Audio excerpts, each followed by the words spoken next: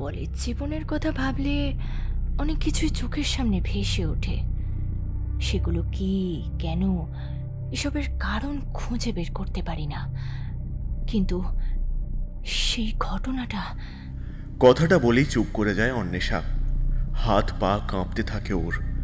অন্বেষাকে এই অবস্থায় দেখে নিশা ওর পিঠের উপরে হাত রাখতেই চমকে ওঠে সে। না না, আমি যাব না, আমি যাব না, ও মেরে ফেলবে। কথাগুলো বলতে বলতেই আবারও চুপ করে জানালার দিকে তাকিয়ে একা একা বিড়বিড় করে যেতে থাকে অন্বেষা। নিশা অনেকবার করে তাকে ডাকতে থাকে। কিরে অন্বেষা, কি হয়েছে তোর? কোনো কথা বলছিস না কেন? কিরে কিরে অন্বেষা? অন্বেষার চোখে মুখে দুর্দান্ত ভয়, সারা গা দরদর করে ঘামছে। শীতকালে কলকাতা শহরে বসে দরদর করে ঘামছে সে, অথচ কোনো কিছুরই হুঁশ নেই। আবারও জিজ্ঞাসা করে ওঠে নিশা, কিরে কোনো কথা বলছিস না কেন? কি হয়েছে বলবি তো? কিছুক্ষণ বাদে সম্বিত ফিরে আসে অন্বেষার। এমন সময় সে বলে ওঠে, এখনো মনে হয় সে কাটা মুন্ডুটা হাতে নিয়ে বাচ্চা ছেলেটা আমার সামনে দাঁড়িয়ে রয়েছে। অন্বেষার মুখে এই কথাটা শুনে নিশাও কিছুক্ষণ চুপ করে যায়। মানে কি বলতে চাইছিস তুই? দেখ অন্বেষা, আমি কিন্তু বলে দিলাম আমাকে ভেবে ভয় দেখাবি না, না হলে কিন্তু আমি চলে যাব, এই বলে দিলাম। আজকে তোর বাড়িতে একটা রাত কাটাতে এসেছি, গল্প করব ভাবলাম, আর সেখানে তুই এইসব নিয়ে পড়লি। তোর কি ওই ভয়টা এখনো যায়নি? কি দেখেছিলিস সেই নিয়ে কি এখনো এইভাবেই ভেবে চলেছিস নাকি? আরে বাবা, এইসব থেকে তোকে কিন্তু বেরোতেই হবে, না হলে তুই কোনোদিনও স্বাভাবিক হতে পারবি না। বুঝতে পেরেছিস আমার কথাগুলো? কি রে? অন্বেষা হাঁ করে নিশার মুখের দিকে তাকিয়ে শুনতে থাকে তার কথাগুলো। এরপর বলে ওঠে, না রে নিশা, আমি যা দেখেছিলাম সব সত্যি, বিশ্বাস কর। দেখ না, আজ ওই কথাগুলো মনে পড়লে আমার গায়ে কাঁটা দিয়ে ওঠে। বেশ, ঠিক আছে, তুই যখন সেই কাহিনীটা এতবার বলার চেষ্টা করেও বলতে পারিসনি, তখন আজকে না হয় আমাকেই বল। অনেকদিন আগে একটা মানসিক বিশারদের কাছে শুনেছিলাম যে আমাদের মনের মধ্যে যদি কোনো বিষয়কে কেন্দ্র করে ভয় লুকিয়ে থাকে, তাহলে সেই ঘটনাটা আমাদের বলে দেওয়া উচিত। তাহলে নাকি মনটা অনেকটা হালকা হয়, বুঝলি? তুই একটা কাজ কর, তুই বরং আজকে আমাকে ওই কাহিনীটা বল, তোর নিজের চোখে দেখা কাহিনী। তাহলে আমার মনে হয় তুই একটু একটু করে হালকা হতে পারবি। না হলে বারে বারে কথায় কথায় এই ভয়টাই কাজ করতে থাকবে, আর আমি তোকে এইভাবে দেখতে পারবো না। তুই আমাকে বিশ্বাস করিস তো অন্বেষা?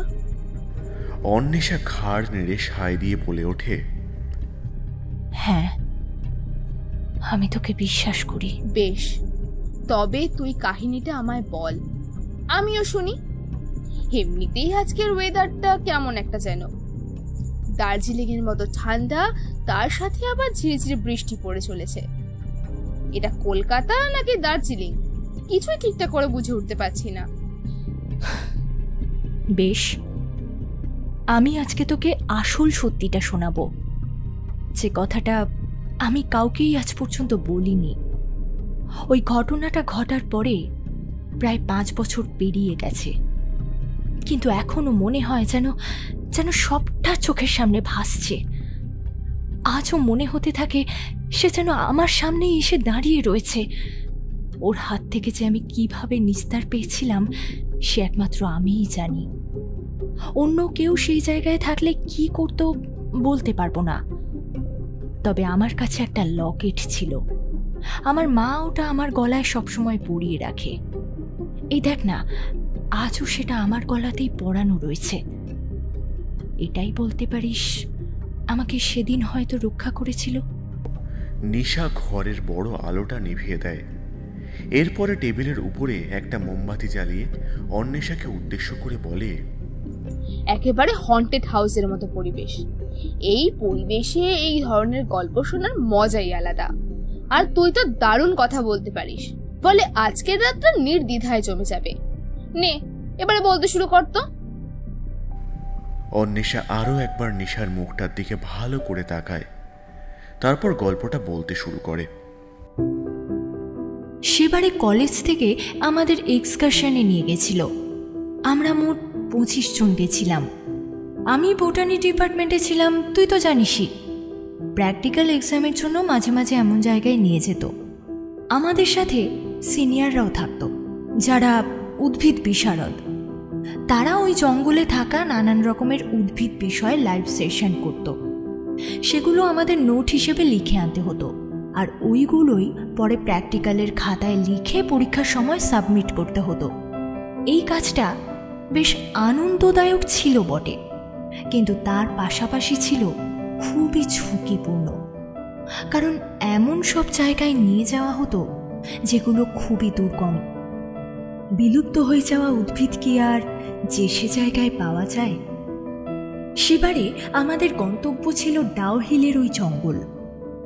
কারা যেন বলল ওই জায়গাটা এই ধরনের কাজের ক্ষেত্রে একেবারে পারফেক্ট। এছাড়া হিল স্টেশন ঘুরে দেখারও একটা মজা আছে।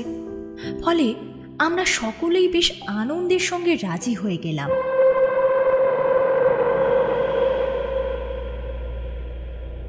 কিন্তু সেখানে গিয়ে যে এমন কিছুর সাথে মুখোমুখি হতে হবে, এটা একেবারেই কল্পনা করে উঠতে পারিনি। আমরা যখন পৌঁছলাম তখন প্রায় সন্ধে পেরিয়ে রাত হয়ে গিয়েছিল।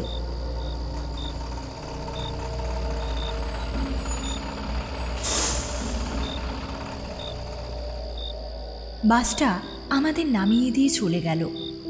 আমাদের সাথেই এক বৃদ্ধ প্রফেসর ছিলেন। এই ধর বছর 55 বয়স হবে।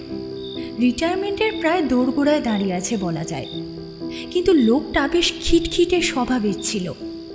তবে মেয়েদের সাথে তার একটু বেশি ঘনিষ্ঠতা থাকায় সকলেই ওনার থেকে একটু দূরে দূরে থাকবার চেষ্টা করত। বাসটা যেখানে নামিয়ে দিয়ে গেল সেখান থেকে প্রায় 10 মিনিট হেঁটে আমরা পৌঁছলাম একটা ছোট্ট পাহাড়ের টিলায়। সেখানেই ছিল ওই কটেজটা।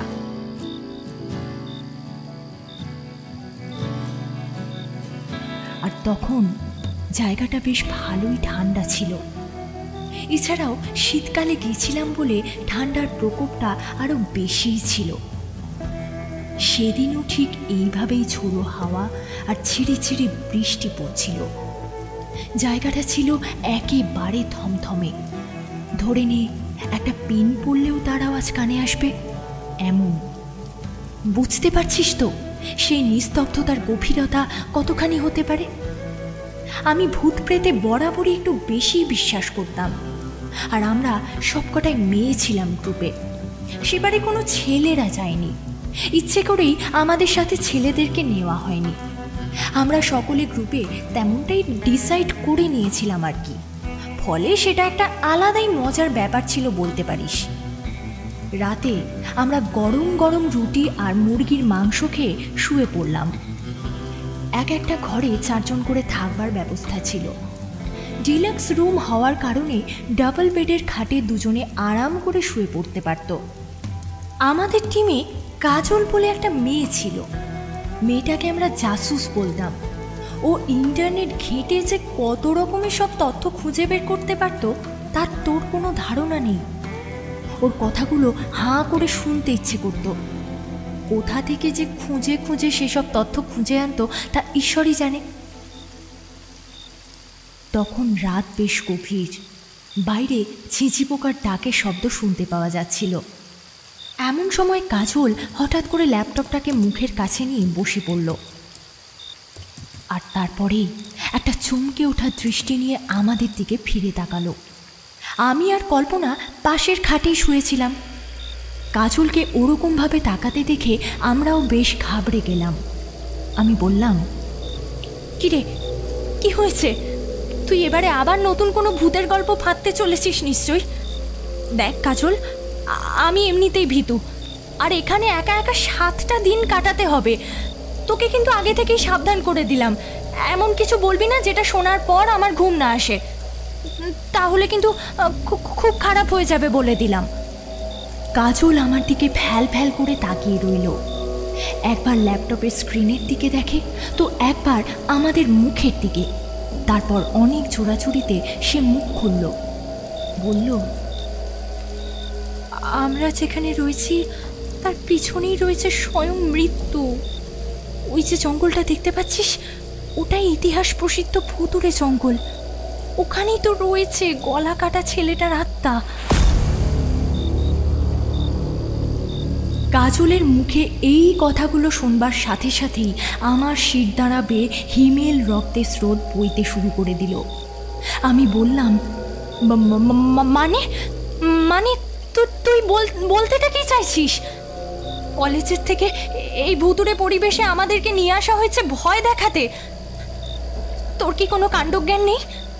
যা দেখবি নেটে সেটাই বিশ্বাস করতে হবে। ধুর, কল্পনা ছাড় তো, আমরা বরং শুয়ে পড়ি। ওর কথা যত শুনবি তত ভয় লাগবে। তারপর দেখবি রাতের বেলা ঘুমোতেই পারছি না কেউ। বাদ দে তো। এই বলেই আমি আর কল্পনা বিছানায় শুয়ে পড়লাম। এমন সময় কাজল বলে উঠল, যে কটেজটায় আমাদের থাকবার বন্দোবস্ত হয়েছে সেটা ইংরেজ আমলের একটা স্কুল ছিল। এখানেই ওই বাচ্চাগুলো পড়াশোনা করতে আসতো। বিদেশ থেকেও এখানে অনেকে ভর্তি হয়েছিল। এছাড়া অনেক স্থানীয় বাচ্চারাও পড়াশোনা করতো এই স্কুলে। সেটাকেই পরে ট্যুরিজমের পক্ষ থেকে কটেজে রূপান্তরিত করে দেওয়া হয়েছে। এখন এখানে অনেক কলেজের ছেলেমেয়েরা এসে থাকে, আবার ট্যুরিস্টরাও এখানে ছুটি কাটাতে আসে। কিন্তু আরেকটা কথাও এখানে বলা হয়েছে, জানিস সেটা কি? আমি বড় বড় চোখ করে ওকে জিজ্ঞাসা করলাম, কি রে বল, বলবি তো, বল না। কাজল বলল, এই কটেজে রাতের বেলা বাইরে ঘুরে বেড়ানো একেবারেই নিষিদ্ধ। পরিষ্কারভাবে এখানে রুলসে মেনশন করে দেওয়া আছে। সন্ধ্যের পর থেকে কাউকে এই কটেজের বাইরে বেরোতে দেওয়া হয় না, এমনকি আশেপাশে ঘুরতেও দেওয়া হয় না। জানিস, বলা হয় ওই মুন্ডু কাটা ছেলেটাকে নাকি এই কটেজের আশেপাশেও ঘুরতে দেখা গেছে। সিসিটিভি ক্যামেরা ফুটেজে এমন কিছু নাকি ধরা পড়েছে যেগুলোর বাস্তবে কোনো অস্তিত্ব নেই। একটা ছায়ার মতন কিছুকে একদিক থেকে আরেক দিকে দৌড়ে বেড়াতে দেখা গেছে, আবার ছুটে ওই জঙ্গলের ভিতরেও চলে যেতে দেখা গেছে। আর অনেকেরই ধারণা যে সেটা একটা বাচ্চাই ছিল। বুঝতেই পারছিস তো আমরা কোথায় রাত্রি যাপন করতে এসেছি? মৃত্যুপুরীতে শুয়ে রয়েছি সকলে। আমি ভাই কালকেই এখান থেকে কেটে পড়ব। কালকে সকালটা হতে দে, আমি প্রফেসরকে বলেই এখান থেকে ভেগে পড়ব। অন্য কোনো জায়গায় হোটেলের বন্দোবস্ত করতে বলবো। এই কথাগুলো বলেই কাজল আলো নিভিয়ে শুয়ে পড়ল। কিন্তু আমার চোখে কিছুতেই আর ঘুম আসতে চাইল না। একেই ভূতের ভয়, তার উপরে আবার এই সব কথা শুনে মনের ভিতরটা কেমন যেন আকুলি বিকুলি করতে শুরু করে দিল। আমি আমার খাটের সাথে লাগোয়া টি টেবিলটাকে আরও কাছে এগিয়ে নিয়ে এলাম। সেটার উপরে একটা হ্যারিকেন রাখা ছিল। পুরনো দিনের কটেজ তো, সেখানে অন্য কোনো আলোর ব্যবস্থা ছিল না। ফলে ওই হ্যারিকেনের আলোতেই কাজ চালাতে হচ্ছিল। আমরা বারবার করে বলেছিলাম এসব পুরনো দিনের বাড়িতে থাকার কোনো প্রয়োজন নেই, কিন্তু প্রফেসর বললেন, বাজেট নেই, যেটুকু টাকার বন্দোবস্ত করা সম্ভব হয়েছে সেটাতে এটুকুই সম্ভব। আর তাছাড়া এখানে একটা সুন্দর পরিবেশ আছে, সেটাকে এনজয় করো। ব্যাস, আর কি? অগত্যা ওনার কথাতেই এখানে আমাদেরকে থেকে যেতে হয়েছিল।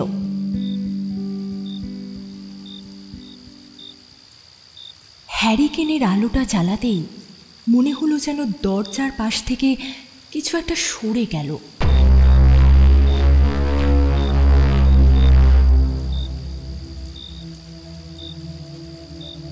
বিষয়টা আমি আন্দাজ করতে পারলেও কিছু বলতে পারছিলাম না, কারণ আমার ব্যাপারটা দেখেই ভীষণ ভয় করতে শুরু করে দিয়েছিল।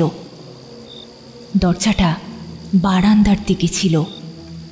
ভেতর থেকে পর্দা ফেলা থাকলেও মনে হলো যেন বাইরে কেউ দাঁড়িয়ে রয়েছে। হ্যারিকেনের আলোটা সেদিকে পড়ার কারণে বাইরে কারোর ছায়া সরে যাওয়ার ব্যাপারটা যেন স্পষ্টভাবে চোখে পড়ছিল। আমি চিৎকার করে যে কাউকে ডাকবো সে উপায়ও ছিল না, ফলে আমি একাই উঠে বসে পড়লাম। তারপর পাশে রাখা একটা লম্বা লাঠি নিয়ে দরজার দিকে এগোতে শুরু করলাম। এক পা করে দরজার দিকে এগিয়ে যাচ্ছি, আর মনে হচ্ছে কেউ যেন আমার সাথে সাথেই এগোচ্ছে। তার পায়ের শব্দ না পেলেও আমি তার উপস্থিতি স্পষ্ট টের পাচ্ছিলাম। দরজার কাছে এগিয়ে যেতেই আমি থমকে দাঁড়িয়ে গেলাম। একটা ঠান্ডা হাওয়ার স্পর্শ যেন দরজার কিহোল দিয়ে সোজা আমার শরীরকে স্পর্শ করল। আমি হ্যারিকেনটা সোজাসুজি তুলে ধরলাম। এরপরে পর্দাটা এক ঝটকায় সরিয়ে দিতেই একটা কালো বিড়াল আমার দরজাটার উপর ঝাঁপিয়ে পড়ল। ওর ধারালো নখগুলো দিয়ে দরজাটার উপরে আঁচড় কাটতে শুরু করে দিল। দৃশ্যটা ভাষায় প্রকাশ করতে পারবো না, কিন্তু বিশ্বাস কর, মনে হচ্ছিল যেন ওই কালো বিড়ালটা দরজা ভেদ করে আমার শরীরের উপর এসে আঁচড়ে পড়বে, আর ওই ধারালো নখের সাহায্যে আমার সারা শরীরটাকে একেবারে ক্ষতবিক্ষত করে ফেলবে। ওইখানেই শেষ করে দেবে আমাকে। আমি তাড়াতাড়ি ওই দিক থেকে ঘাটটা ঘুরিয়ে চোখে আঙুল চেপে ধরলাম। ভয় আর ওই পাশে তাকাতে পারছিলাম না, কিন্তু তারপরে যখন সেদিকে তাকালাম, বিশ্বাস করতে পারবি না, বিড়ালটাকে আর সেখানে দেখতে পেলাম না। এবারে তুই আমাকে বল নিশা, একটা বিড়াল ওইটুকু সময়ের মধ্যে কোথায় গায়েব হয়ে যেতে পারে? সে তো এতক্ষণ আমার চোখের সামনেই ছিল, এর মধ্যে গায়েব হয়ে গেল। আমি আশেপাশে দেখতে থাকলাম। দরজাটা ছিল কাঁচের আর ট্রান্সপারেন্ট, ফলে বাইরেটা দেখতে খুব একটা অসুবিধা হচ্ছিল না, কিন্তু আমি আর সেই বিড়ালটাকে কোথাও দেখতে পেলাম না। সেটা নিমেষের মধ্যেই চোখের সামনে থেকে কোথায় যেন গায়েব হয়ে গিয়েছিল। এরপরে আমি আবার পর্দাটা টেনে দিলাম, নিজের খাটের উপরে এসে বসলাম। গ্লাস থেকে জল খেতে যাব এমন সময় দেখি গ্লাসটা টেবিলের উপর আপনা থেকেই নড়ছে। গ্লাসের দিকে হাত বাড়াতে যাব, দেখলাম সেটা আস্তে আস্তে থেমে গেল। প্রথমে ভাবলাম এটা কেবলই আমার মনের ভুল, হয়তো খুব বেশি পরিমাণে ভয় পেয়ে যাওয়ার কারণেই এমনটা হচ্ছে। এরপর বোতল থেকে গ্লাসে জল ঢালতে যাব এমন সময় ওই কালো বুনো বিড়ালটা আবার দরজার উপর ম্যাও শব্দ করে আছড়ে পড়ল, আর সাথে সাথেই ওই গ্লাসটা আমার হাত থেকে গড়িয়ে মাটিতে পড়ে গেল। সঙ্গে ঘরের মধ্যে একটা বিকট শব্দ হলো, কিন্তু দেখলাম কারোরই ঘুম ভাঙল না। আসলে হয়তো এতটা পথ জার্নি করে সবাই ভীষণ ক্লান্ত ছিল, এই কারণেই হয়তো কারোর ঘুম ভাঙল না। আমি গ্লাসটাকে কুড়ানোর জন্য মাথাটা নিচু করলাম। গ্লাসটা খাটের একটু ভিতরের দিকে ঢুকে গিয়েছিল। আমি সেদিকে সামান্য হাত বাড়ালেও সেটাকে নাগালে পাচ্ছিলাম না, ফলে সামান্য ছুটতে হলো। আমি খাটের নিচে ঢুকলাম। একটু পরেই দেখলাম খাটের ওপাশে দুটো রক্তমাখা পা দেখতে পাওয়া যাচ্ছে। ঘরে যেটুকু আলো ছিল তাতে বিষয়টা স্পষ্টই আমার নজরে পড়ল। আমি ঠক ঠক করে কাঁপতে শুরু করলাম। উপরের দিকে ওঠার মতন সাহসে আমার কুলালো না। আমি চুপচাপ নিচের দিকেই তাকিয়ে রইলাম। দেখলাম ওই রক্তমাখা পা দুটো ওইখানে ওইভাবেই দাঁড়িয়ে রয়েছে। দেখে মনে হচ্ছিল সেটা কোনো বাচ্চার পা। আমি অনেক সাহস জুগিয়ে যখন উপরের দিকে তাকিয়েছি, তখন সেখানে কাউকেই দাঁড়িয়ে থাকতে দেখলাম না। মনে হলো যেন বুকে বল পেয়েছি। এরপরে ঠান্ডা মাথায় আবারও গ্লাসটা তুলতে গেলাম, তখন সামনের দিকে চোখ পড়ল। সাথে সাথে সেই পা দুটোকে আবার অমনভাবে রক্তমাখা অবস্থাতেই দাঁড়িয়ে থাকতে দেখলাম। এরপরে মুখ থেকে কেবল গোঙানি শব্দ ছাড়া আর কিছুই বেরোলো না। এতক্ষণ যেটাকে কেবলই চোখের ভুল বা মনের ভুল বলে চালাচ্ছিলাম, সেটা আদপেও মনের ভুল ছিল না। উপরের দিকে মুখ তুললাম আবার, না, কেউ নেই, কিন্তু নিচের দিকে তাকাতেই ওপাশে রক্তমাখা পা দুটোকে আবার দাঁড়িয়ে থাকতে দেখলাম।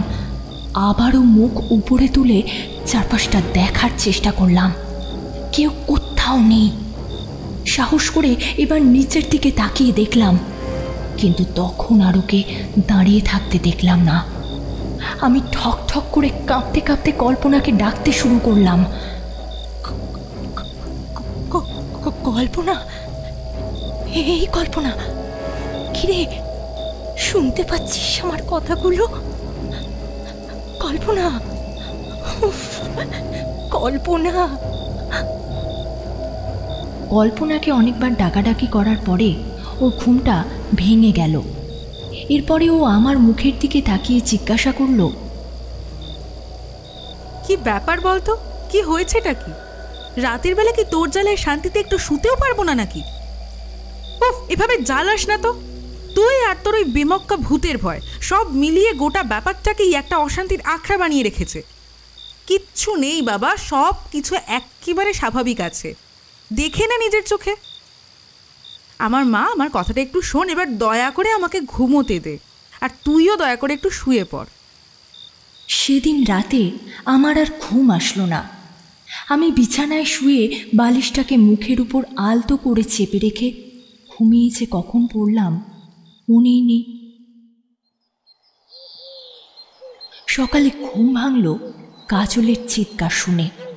সে বলল, কি সর্বনাশ, বাইরে একটা কালো বিড়ালকে কেউ গলা কেটে ফেলে রেখে গেছে, রক্তে ভেসে যাচ্ছে বারান্দাটা। কাজলের মুখে ওই কথাটা শোনা মাত্রই আমি চমকে উঠে বিছানায় বসে পড়লাম। হঠাৎ করেই চোখের সামনে ভেসে উঠল কালকের রাতের ওই ঘটনাটা। বাইরে বেরিয়ে জানতে পারলাম বিড়ালটার মৃতদেহের পাশে একটা কুড়ুলকে পড়ে থাকতে দেখা গেছে। কেউ ওই কুড়ুলের সাহায্যেই নাকি ওর গলাটা কেটে দিয়েছে। ওই কুড়ুলটার গায়ে নাকি তখনও তাজা রক্ত লেগেছিল। এই বিষয়টা শোনা মাত্রই আমার শিরদাঁড়া বেয়ে হিমেল রক্তের স্রোত বয়ে গেছিল। আমি আগের রাতের কোনো কথাই কাউকে বলতে পারলাম না, কেবল মনে মনে ভেবে শিউরে উঠলাম।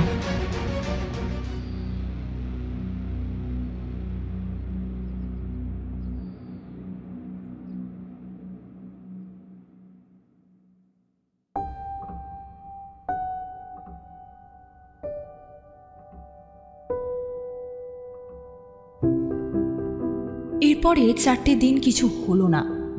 সকালের দিকে আমরা বেরিয়ে যেতাম, এদিক ওদিক ঘোরাফেরা করে তারপরে দুপুরের দিকে প্রফেসর আর এক্সপার্টদের সাথে জঙ্গলে যেতাম। সেখানে গিয়ে গাছপালা সম্পর্কে নানান রকমের তথ্য জোগাড় করে বিকেলের মধ্যে কটেজে ফিরে আসতাম। কারণ সন্ধ্যের পর কটেজের বাইরে বেরোনো ছিল একেবারেই নিষিদ্ধ। প্রাণীর ঝুঁকি থাকার কারণে কেউই সাহস করে বাইরে বেরোতো না। আর আমার সাথে যা ঘটেছিল তারপর তো আমি আর সাহসই পেতাম না।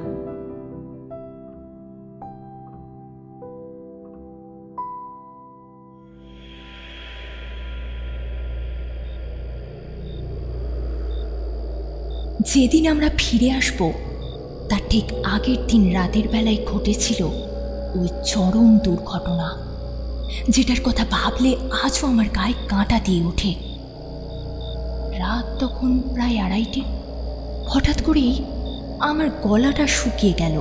ঘুম হালকা ভেঙে যাওয়ায় আমি পাশে জলের গ্লাসটা নিয়ে এসে ঢকঢক করে কিছুটা জল গলায় ঢাললাম।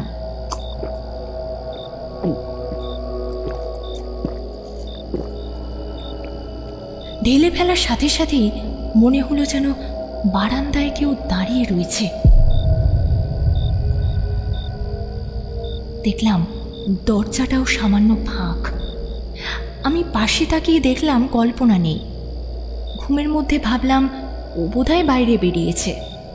আমি এই পাশ ফিরে শুয়ে পড়তে যাব, এমন সময় আমার সম্বিত ফিরে এলো। এই সময় কল্পনা বারান্দায় দাঁড়িয়ে কি করছে? কল্পনার আবার সিগারেট খাওয়ার একটা বাজে ঝোঁক ছিল। আমি দেখলাম দরজার পাশ ঘেঁষে বেশ কিছুটা সিগারেটের ধোঁয়া ঘরের মধ্যেও প্রবেশ করছে। আমি তাড়াতাড়ি করে সেদিকে এগিয়ে গেলাম। কারণ কটেজে সিগারেট খাওয়া ছিল নিষিদ্ধ। ব্যাপারটা জানাজানি হলে যে একটা মারাত্মক রকমের প্রেস্টিজ ইস্যু হতে পারে এটা মাথায় আসতেই আমি এগিয়ে গেলাম। বাইরে বেরোতেই দেখলাম সে দাঁড়িয়ে সিগারেট ফুঁকছে। আমি কল্পনাকে পিছন থেকে ডাকলাম, এই কল্পনা, এখানে দাঁড়িয়ে এটা সিগারেট খাওয়ার সময়? যদি একবার ক্যামেরায় ধরা পড়ে ব্যাপারটা, বুঝতে পারছিস কত টাকা জরিমানা গুনতে হবে? কিরে, তোর আমার কথাটা কানে ঢুকছে? দেখলাম কল্পনা আমার থেকে আরও কিছুটা সামনের দিকে এগিয়ে গেল, তারপর পিছনের দিকে ফিরে দিব্যি সিগারেট খেয়েই চলল। আমি হতভম্ব হয়ে দাঁড়িয়ে রইলাম। মেয়েটার হলো কি? এরকম অদ্ভুত আচরণ করছে কেন? এবার দেখলাম কল্পনা ক্রমে বারান্দা থেকে বেরিয়ে জঙ্গলের দিকে এগিয়ে যাচ্ছে। আমার মনের মধ্যে লুকিয়ে থাকা আতঙ্কগুলো যেন আরো বেশি করে দানা বাঁধতে শুরু করে দিল। আমি ওকে বাধা দেওয়ার জন্য এগোতে থাকলাম। কল্পনাকে অনুসরণ করতে করতে কখন যে জঙ্গলের অনেকটা ভিতরে চলে এসেছি হুঁশই ছিল না। ভাগ্যিস আমার পকেটে একটা ছোট্ট টর্চ ছিল, সেটা চালিয়ে সামনের দিকে ধরলাম। না, কল্পনা কোথাও নেই। আশেপাশে টর্চের আলোটাকে ঘুরিয়ে দেখতে থাকলাম, কিন্তু কোথাও ওর কোনো উপস্থিতি আমি টের পেলাম না। ওই হাড় কাঁপানো ঠান্ডার সাথে সাথে ঝিরিঝিরি বৃষ্টি পড়তেও শুরু করে দিল। এবারে আমি জোরে চিৎকার করলাম, কল্পনা, এই কল্পনা, কোথায় গেলি তুই? দেখ, আমার কিন্তু ভয় করছে, ভীষণ ভয় করছে। এটা কি মস্করা করবার সময়? এই কল্পনা, কি রে, শুনতে পাচ্ছিস? আমার কথা শুনতে পাচ্ছিস? কল্পনা। পাহাড়ি এলাকায় সবসময় একটা কুয়াশার আস্তরণ থাকে। সেই কুয়াশা পেরিয়ে না আগে কিছু দেখতে পাওয়া যায়, না পিছিয়ে এসে কিছু ঠাহর করা যায়। একটা জমাট বাঁধা ধোঁয়াটে অন্ধকারের মধ্যে দিবারাত্র শরীরটা মিশে থাকে। এক হাত দূরের বস্তুকেও খালি চোখে ঠাহর করতে পারা যায় না। বলা বাহুল্য, আমিও কল্পনাকে দেখতে পাচ্ছিলাম না। এমন সময় দেখলাম কোথা থেকে একটা নীলাভ বর্ণের আলো আমার চোখের সামনে এসে ধরা দিয়েছে। সেই আলোর দিকে এগিয়ে যেতে শুরু করলাম। আমি ভাবলাম কল্পনা হবে হয়তো। ওর কাছে নির্ঘাত অন্য রঙের টর্চ রয়েছে। আমি আরও কিছুটা সামনের দিকে এগোতে যাব, এমন সময় হঠাৎ করে আকাশে মেঘ গর্জন করে উঠল। আর সেই বিদ্যুতের গর্জনের সাথে সাথেই আলোর ঝলকটা আমার চোখকে ধাঁধিয়ে দিয়ে আবিষ্কার করলো এক বিভীষিকাকে। জানিস সেটা কি ছিল নিশা? চোখের সামনেই দেখলাম একটা বাচ্চা আমার সামনে দাঁড়িয়ে রয়েছে। বাঁ হাতে সে নিজের কাটা মুন্ডটাকে শক্ত করে ধরে রেখেছে, আর তার ডান হাতে রয়েছে একটা কুঠার।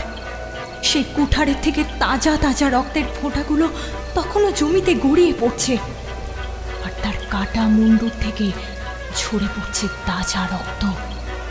শিরের কেটে যাওয়া ধমনীগুলোর থেকেও ফিনকি দিয়ে রক্ত বেরিয়ে সেই বাচ্চার দেহের বাকি অংশগুলোকে ভিজিয়ে দিচ্ছে। আর এই অবস্থায় সে এক পা করে আমার দিকে এগিয়ে আসছে। আমার মুখ থেকে তখন কোনো কথাই সরছিল না। আমি কি করব কিছুই বুঝে উঠতে পারছিলাম না, কেবল হাঁ করে সামনের দিকে তাকিয়েছিলাম। এর সাথে সাথেই গোটা জঙ্গলে বিক্ষিপ্তভাবে ছড়িয়ে পড়তে শুরু করলো একটা পৈশাচিক হাসির শব্দ। আমি আমার গলায় থাকা কবচটাকে শক্ত করে চেপে ধরলাম। ডান হাতের মুঠোর মধ্যে সেই কবচটাকে রেখে আমি ঈশ্বরের নাম স্মরণ করতে শুরু করলাম। অনুক্রমে টর্চটিকে ওই জঙ্গলের মধ্যে ফেলে দিয়েই প্রাণপণে দৌড়তে শুরু করলাম। বাঁচাও, বাঁচাও আমাকে, কেউ বাঁচাও, আমি এভাবে মরতে চাই না, বাঁচাও, বাঁচাও, বাঁচাও আমাকে। দৌড়ানোর সময় পিছনের দিক থেকে ধেয়ে আসা ওই পৈশাচিক হাসির শব্দের পাশাপাশি মেঘের গর্জনের শব্দগুলো যেন আমাকে লক্ষ্য করেই ধেয়ে আসছিল। এদিকে আমার দৌড়ানোর শক্তিও ক্রমশ কমে আসছিল। আমি কিছুতেই পা চালিয়ে এগোতে পারছিলাম না। এভাবে রুদ্ধশ্বাসে দৌড়তে দৌড়তে কখন যে কটেজের সীমান্তে পৌঁছে জ্ঞান হারিয়ে ফেলেছিলাম খেয়াল নেই।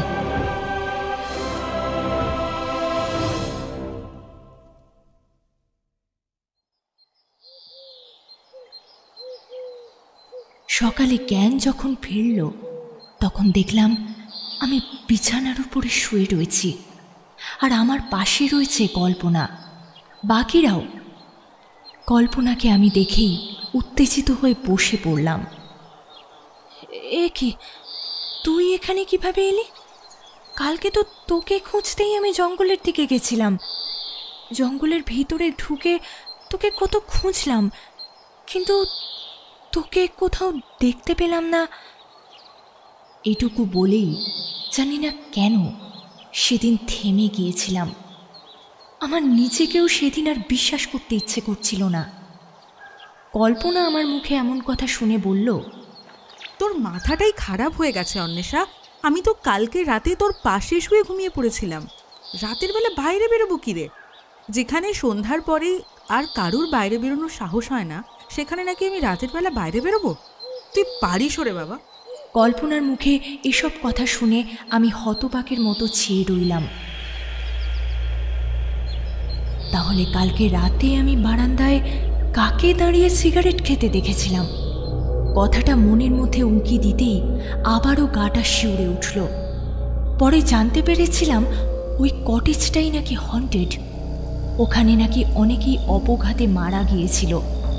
ইংরেজ আমলে অনেককেই নাকি ওখানে স্কুল আওয়ার্সের পরে নিয়ে এসে মেরে ফেলা হতো।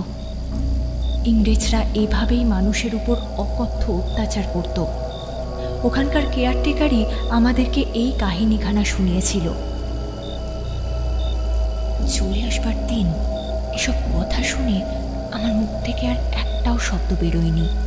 কিন্তু বিশ্বাস কর, এই 5 বছরে কাউকে এই ইনসিডেন্টের বিষয়ে কিছুই জানাতে পারিনি। তোকেই প্রথমবার জানালাম, আর শেষবারও বলতে পারিস, কারণ বিশ্বস্ত লোক ছাড়া আর কারোর সাথেই এসব কথা শেয়ার করতে পারা যায় না। সকলেই ব্যাপারটাকে বুঝরুকি ছাড়া আর কিছুই ভাববে না।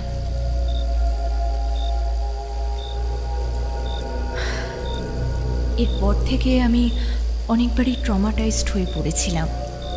সাইকোলজিস্টের কাছে গেছি, ওষুধ খেয়েছি, তবুও এখনও যেন মাঝে মাঝে নিজের ঘরের ভিতর হোক কিংবা বাইরে ওই বাচ্চাটাকে দাঁড়িয়ে থাকতে দেখি। হাতে কুঠার আর কাটা মাথাটা নিয়ে এখনও যেন সে নিজের দিকে আমাকে হাতছানি দিয়ে ডাকে। মনে হয় যেন ওর কত অধরা কথা জমে রয়েছে। আমাকেও কুড়ুলের ঘায়ে শেষ করে সে নিজের দলে আরও একটা লোককে বাড়াতে চায়। সঙ্গী খোঁজে সে, যাতে আমি বসে একান্তে তার সেই কাহিনীখানা শুনতে পারি, তার ওই কষ্টকর মৃত্যুর কথা। পরে বুঝতে পেরেছিলাম ওই বিড়ালের মৃত্যুটাও কোনো স্বাভাবিক ঘটনা ছিল না।